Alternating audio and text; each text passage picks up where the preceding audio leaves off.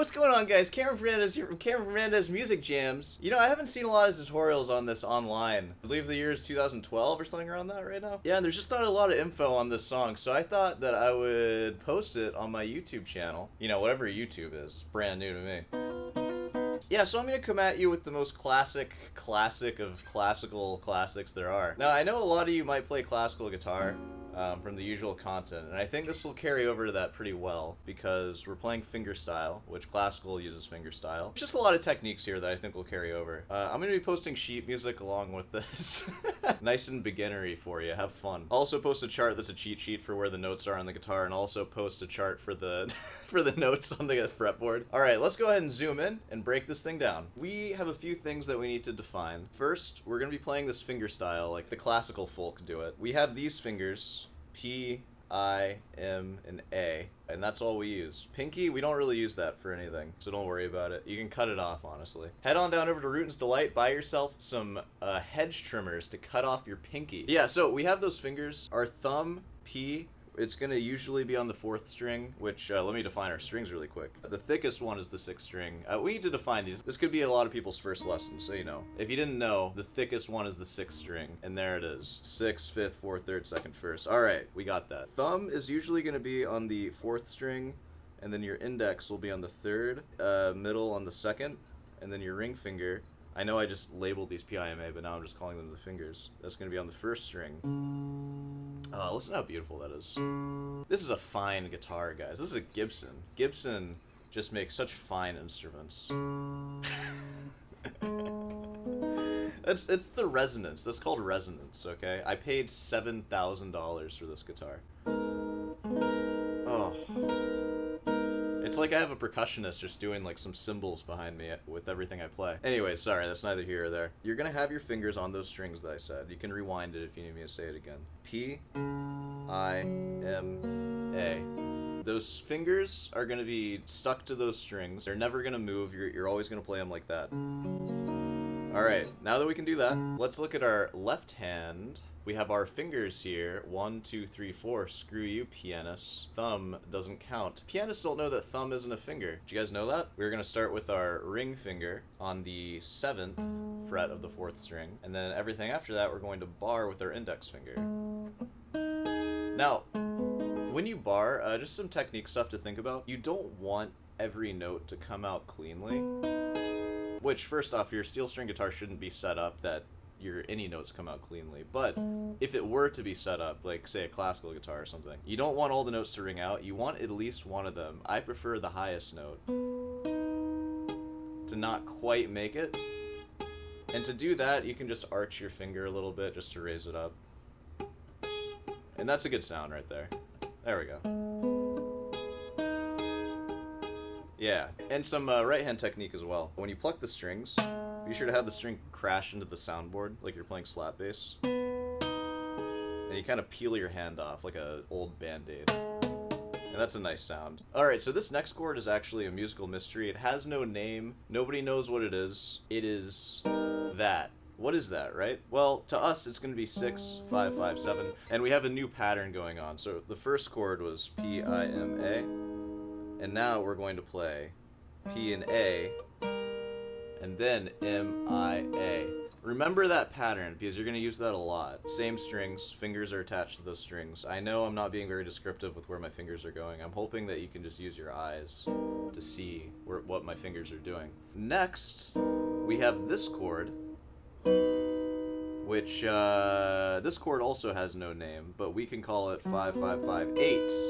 It's a pretty triumphant chord, isn't it? And now, in all seriousness, this is known as like the forbidden riff or whatever if you go to any music store. It's only forbidden if you can't play it well enough, because there's actually a lot of really nice stuff going on in it. There's like debate onto like especially like what you'd even call that chord, but really what's going on here is we have counterpoints. And specifically, we have something called contrary motion. We have octaves, perfect octaves as you can hear, and then we're moving down to the leading tone of the key, and then to the second, which are both part of the dominant chord E7. And you just have the two middle notes of A minor acting as a sort of pedal for the first part of it.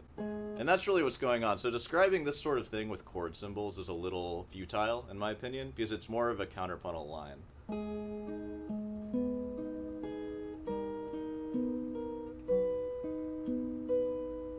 now, once we get out of there, we're gonna end up on this chord. We're gonna ruin our contrary motion, of course. But our bass line is gonna continue with that descending chromatic thing. And we're gonna do that playing a D major chord. Oh, sorry. Whoa, what? A D what now? We're gonna play the triangle chord. And I think the official name of this chord is triangle / 4. Because you're gonna have 4 in the bass. So this is the triangle / 4 chord. Alright, so here it is. And you're gonna do your same pattern that you did. P, A, M, I, A. Alright, so all together we have... Really listen to the bass line especially, it's nice. And then we're gonna drop down to whatever this is. I call it the diagonal line. This is the winning move in Connect 4 right here. And isn't it just so pretty? Listen to that. What are we playing, jazz over here? Oh my god. This chord right here, our diagonal. And we're gonna do something a little different with the right hand. Just try to follow along with this. So it's P, M, I, M, and then A, M, I. All together with that new stuff.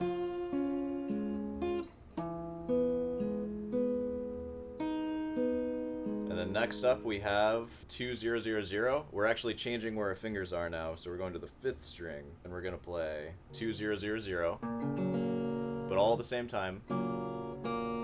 And then this next chord is hard. It's going to be 2 is gonna lift to 0, and then 2 2 1, so that 0 lifts to a 1, and you play it twice like that. So we end up with.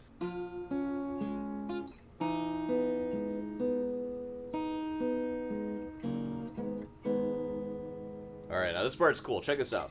We have this riff here. We're going to play the open 5th. You can play with your thumb, whatever, P. And then play the 5th fret. And right when you play it, slide up to the 8th. And then play the 7th. So we go play, play, slide, play, and then slide right after. And then play the 7. And then open 5th string. And then you're back in. And you kind of flub this part a little bit where it goes like open string and then you start the chord over, P, I, M. You don't quite get to the A. Timing's not there. You just go straight to the whatever that chord is. And all together.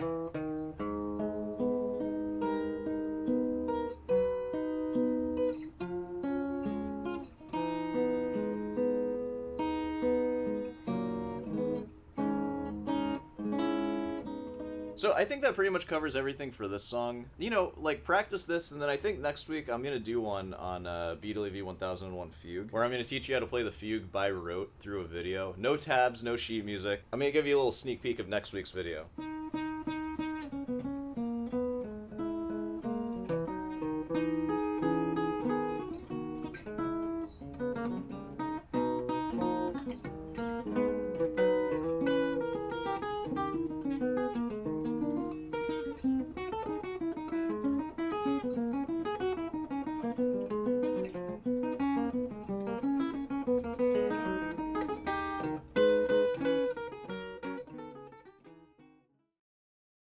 I hate to break the fourth wall, but it is April Fool's right now, and the joke is that I'm making a Marty Schwartz video. Throwing a lot of shots. You might see some of this is like a little harsh with like all the string buzzing stuff. You know, we have to do our classical guitar elitism thing here. But in all seriousness, Marty Schwartz is how I learned how to play this song when I was like 11. And honestly, there's so many YouTube teachers out there, but Marty Schwartz is so unique and fun that you never really remember any of the other ones other than him. At least for me. Like, there are a few off the top of my head in like the more advanced realms, like Ben Eller and stuff. That's more in the route of like metal and stuff. But I mean, everybody starts with Marty Schwartz. So, you know, my point is, I'm being harsh, I'm casting stones. Marty Schwartz made my first couple of years on guitar way smoother than they needed to be. I think that's a wrap for this one.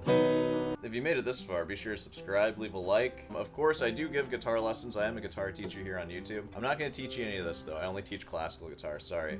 So if you're interested in classical guitar lessons, do that. Head on down over to Rootin's Delight, pick yourself up some merch. Fedoras will be on sale soon. I'm just kidding, they won't be. But that'd be pretty appropriate for the Sore Hands fan base, huh? Oh, big announcement. today is Rachmaninoff's birthday. Did you guys know that? So, you know, go out and celebrate Rachmaninoff, the greatest pianist composer to ever live, in my opinion. And yeah. Alright, well, I'll see you in the next one.